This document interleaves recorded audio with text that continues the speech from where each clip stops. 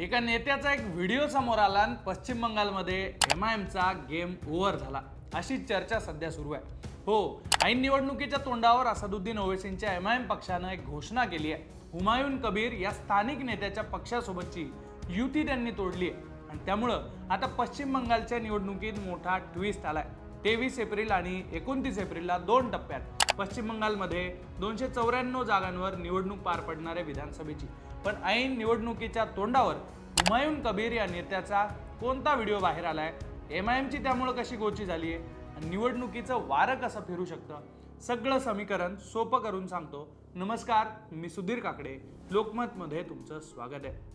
तृणमूल काँग्रेसनं गुरुवारी एक व्हिडिओ प्रसिद्ध केलाय। हे स्टिंग ऑपरेशन असल्याचा दावा करत त्यांनी एमआयएम आणि त्यांच्या सोबत युतीत असलेल्या त्या हुमायून कबीर या नेत्यावर आरोप केलाय।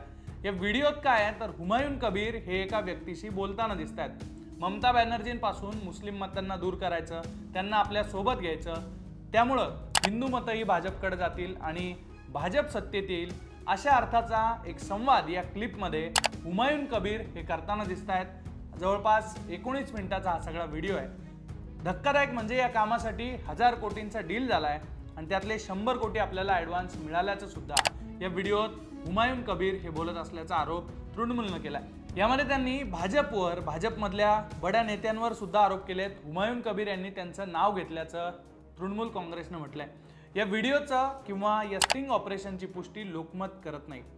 या व्हिडिओमुळे नेमकं काय झालं तर एमआयएम पक्षावर नेहमीच भाजपची टीम बी असल्याचा आरोप काँग्रेस आणि इतर विरोधकांकडून होत असतो आणि दुसरीकडे आता एमआयएम सोबतच असलेल्या हुमायून कबीर यांनीच या व्हिडिओत हे सगळं मान्य केलंय असं म्हटलं जातंय। त्यामुळे काय होईल तर पश्चिम बंगालमधील मुस्लिम मतदारांचा एमआयएम वरचा विश्वास उडेल आणि ते ममता बॅनर्जी यांच्या तृणमूल काँग्रेस सोबतच राहतील अशी शक्यता आहे। त्यामुळे या निवडणुकीचं समीकरण बदललंय असं म्हटलं जातंय। हा व्हिडिओ समोर आल्यानंतर एमआयएमने अगदी काही वेळातच हुमायून कबीर यांच्या सोबतची युती तोडून टाकण्याची घोषणा केलेली आहे। एमआयएमने नेमकं काय म्हटलंय तर हुमायून कबीर यांच्या वक्तव्यानं, त्यांच्या खुलाशांनी हे दाखवून दिलंय की बंगालमधील मुस्लिम किती असुरक्षित आहेत। मुस्लिमांच्या विश्वासार्हतेवर प्रश्नचिन्ह उपस्थित करणाऱ्या कोणत्याही वक्तव्यासोबत, कोणत्याही भूमिकेसोबत आम्ही नाहीये। आजपासून एमआयएमने हुमायून कबीर यांच्या पक्षासोबतची युती तोडून टाकलेली आहे अशी घोषणा एमआयएमने केलेली आहे। पुढे एमआयएमने असंही म्हटले की पश्चिम बंगालमधील मुस्लिम हे सर्वात गरीब, दुर्लक्षित आणि शोषित समुदायांपैकी एक आहेत। अनेक दशकं इथं सेक्युलर पक्षाचं सरकार आहे, तरी सुद्धा त्यांच्यासाठी काही केलं गेलेलं नाहीये। उपेक्षित समुदायांना एक स्वतंत्र राजकीय आवाज मिळावा हेच आमचं कोणत्याही राज्यात निवडणूक लढण्याचं ध्येय असतं किंवा आमची ती भूमिका असते। आम्ही बंगालच्या निवडणुका आता स्वतंत्रपणे लढू, यापुढे कोणत्याही पक्षाशी युती करणार नाही असं म्हणत एमआयएमनं ही घोषणा केलेली आहे आणि एमआयएमनं ही आपली भूमिका व्यक्त केलेली आहे।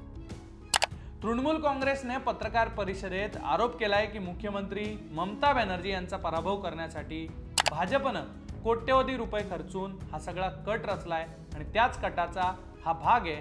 या संपूर्ण प्रकरणाची ईडीनं चौकशी करावी अशी सुद्धा मागणी तृणमूल काँग्रेसनं केलेली आहे। तृणमूल काँग्रेसच्या नेत्यांनी हुमायून कबीर यांच्यावर आणखी बरेच खळबळजनक आरोप केलेत। हुमायून कबीर यांनी याबद्दल स्पष्टीकरण दिलेलं आहे।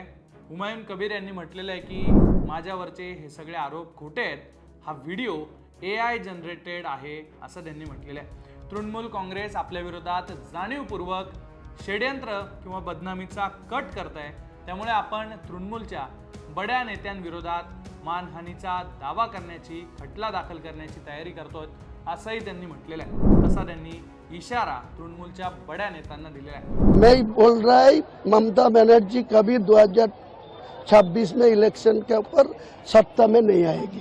तो आपको लगता है कि ममता जी ही इस तरह के जो वीडियो वायरल हुआ है इनका आदमी। आप देखिए वो जो वीडियो में लिखा हुआ है 19 दिसंबर का बात, मेरा फ्लैट है बहरमपुर में, उनके बैठे बात कर रहा। मैं कभी वो फ्लैट में रात्रिवास नहीं किया।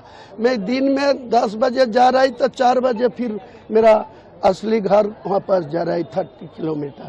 तो 8 बजे रात 8 बजे के बाद वो वीडियो बनाकर AI बना के मेरा खिलाफ 8 अप्रैल एक ही यूट्यूबर चैनल उसी दिन ओपन हुआ और वो फर्स्ट एक वीडियो मेरे के लिए खास के लिए किया। अमित शहा यांनी सुद्धा या प्रकरणातले सगळे आरोप, भाजपचे जे उल्लेख केलेले आहेत त्याबद्दलचे सगळे आरोप फेटाळलेले आहेत। केंद्रीय गृहमंत्री अमित शहा म्हटलेले आहेत की हा व्हिडिओ तृणमूल काँग्रेसने तयार केलेला आहे, असे अनेक व्हिडिओ तृणमूल काँग्रेस पुढच्या काळात दाखवू शकतं असं म्हणत त्यांनी आपल्यावरचे आरोप फेटाळलेले आहेत। मुख्यमंत्री का नाम इसमें लिया गया, भाजपा का क्या कहेंगे? भाई आप ममता जी की क्षमताओं से अनजान हो। ममता जी ऐसे 2000 वीडियो बना सकती है। हुमायूं कबीर और Bharatiya Janata Party south pole north pole है, कभी हमारा मेल नहीं खा सकता। हम बाबरी मस्जिद बंगाल में बनाने के वाले के साथ बैठने से और 20 साल हम ऑपोजिशन में बैठना पसंद करेंगे। एकूणच या प्रकरणामुळे हुमायून कबीर हे सध्या चर्चेत आहेत। महत्वाचं म्हणजे हुमायून कबीर हे आधी तृणमूल काँग्रेसमध्येच होते। वर्षभरापूर्वी तृणमूलनं त्यांची हक्कलपट्टी केली होती, त्यानंतर त्यांनी स्वतःचा पक्ष स्थापन केला आणि निवडणुकीपूर्वी MIM सोबत युती केली होती। पण आता त्यांचाच असा व्हिडिओ बाहेर आल्यानं त्यांच्या पक्षासोबतच MIM ची सुद्धा चांगलीच अडचण झालेली आहे। त्यामुळे मुस्लिम मतदार MIM ला साथ देणार की ममता बॅनर्जींच्या तृणमूल काँग्रेसला मतदान करणार, याचं उत्तर आपल्याला 4 मेला निकालातून स्पष्ट होणार आहे। पण सध्या पश्चिम बंगालमध्ये घडत असलेल्या या घडामोडींबद्दल तुम्हाला नेमकं काय वाटतंय? या व्हिडिओबद्दल, कथित स्टिंग ऑपरेशनबद्दल तुमचं काय म्हणणं आहे ते कमेंट बॉक्समध्ये नक्की लिहा। आणि अशाच राजकीय घडामोडी जाणून घेण्यासाठी तुम्ही लोकमत पाहत राहा।